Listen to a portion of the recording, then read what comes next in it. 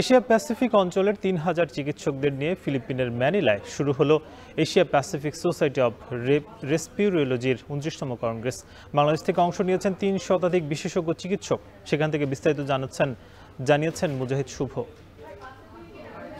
এবারের কংগ্রেসে বাংলাদেশ থেকে ৩ শতাধিক চিকিৎসক অংশ নিয়েছেন। আসার খবর হলো গত বছর হংকংয়ে যে আয়োজনটি হয়েছিল সেখানে ঢাকায় অবস্থিত প্রধান যে দুটি হাসপাতাল বক্ষব্যাধির তার পরিচালক বা উপপরিচালক তারা কিন্তু কেউ আসেননি, কিন্তু এবার আমরা দেখেছি যে দুটি হাসপাতালের প্রধানই আসলে অংশ নিয়েছেন। আমাদের সঙ্গে যুক্ত হচ্ছেন ডাক্তার আয়েশা আক্তার, তিনি এপিএসআরে এসছেন। আপনার কাছে জানতে চাই যে এই যে হাসপাতালের প্রধান হিসেবে 250 শয্যা বক্ষব্যাধি টিবি হাসপাতাল যেটি শ্যামলীতে অবস্থিত, মানে আপনার এখানে যুক্ত হবার কি কারণ বা রোগীদের দিক থেকে কি উপকার হবে বলে আপনার মনে হয়?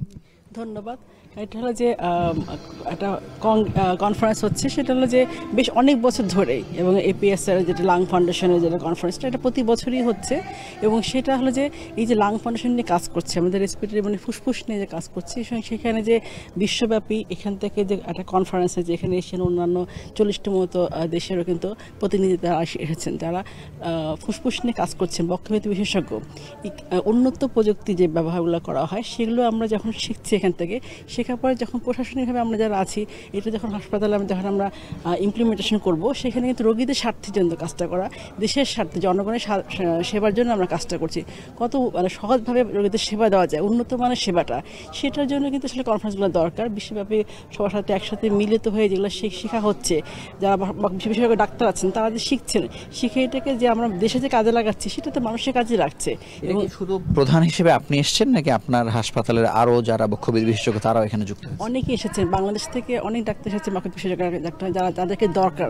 এবার যেটি আমরা দেখলাম যে খুব বেশি আলোচনা হলো মানে 5টা সব থেকে বড় বক্ষব্যাধি নিয়ে, মানে সেই ধরনের রোগীরা কেমন যায়, যক্ষা বা হচ্ছে আপনার সিওপিডি অথবা অ্যাজমা, সেগুলো তো অনেক আসে। যদি বলি যে শ্যামলীতে যেটা অবস্থিত আছে যক্ষা হাসপাতাল, সেখানে তো আউটডোরে 300, 400, 500 কিন্তু আসে। যখন আমার শীত মৌসুমে 600 আসে আউটডোরে সেবা নিতে আসে, সিওপিডি নিয়ে, অ্যাজমা নিয়ে, কারণ বায়ু দূষণের কারণে শ্বাসকষ্ট বেশি পরিমাণ বেড়ে যাচ্ছে। সাথে যক্ষা তো আছে, যক্ষা নির্মূলের জন্য আমরা কাজ করে যাচ্ছি একযোগে, যাতে আমরা 30 সালের মধ্যে নির্মূল করতে পারি। সেই লক্ষ্যে যাতে আরও উন্নত মানের সেবা, যেগুলো আমরা রোগীদের স্বার্থে কাজে লাগাচ্ছি, দেশের স্বার্থে, উন্নয়নের স্বার্থে, সেগুলো অবশ্যই এই কনফারেন্সটা মানুষের জন্য অবশ্যই উপকারী। আপনাকে অসংখ্য ধন্যবাদ আমাদের সঙ্গে যুক্ত হওয়ার জন্য।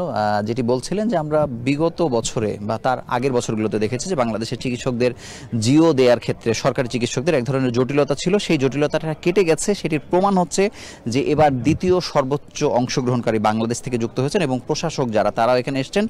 আশা করি এই যে গবেষণালব্ধ জ্ঞান তারা এখান থেকে নিয়ে যাবেন, এটি মূলত রোগীদের কাজে লাগবে এবং রোগীরা দ্রুততম সময়ে সুস্থ জীবনে ফিরবে সর্বাধুনিক চিকিৎসা সেবা নিশ্চিতের মধ্য দিয়ে। এই ছিল এখানকার সবশেষ খবর।